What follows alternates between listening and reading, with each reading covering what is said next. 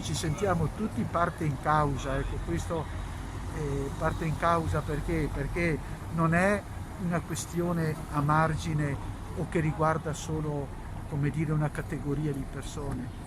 Come ci hanno detto poco fa, è in gioco il vissuto delle nostre comunità, delle famiglie, delle comunità, quindi questo un po' penso che sia la questione. Mi piacerebbe che ci fosse come dire, una partecipazione, un coinvolgimento, forse anche una riflessione e poi una elaborazione su tutti i piani, a vario livello, che coinvolga tutti, e una cittadinanza qui in questione. Insomma.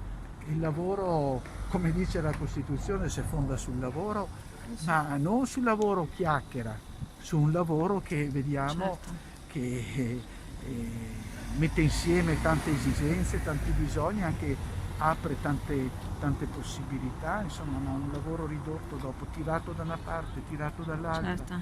tolto o come si diceva adesso in balia del denaro, semplicemente non è questo solo il lavoro, è Certo. dignità della persona, ma anche è solidità dell'esperienza di condivisione e di cittadinanza. Certo. Poi anche un valore etico, ma anche religioso. Il Papa su questo sta facendo una questione di primo piano, di primo ordine, no? Marginale alla vita.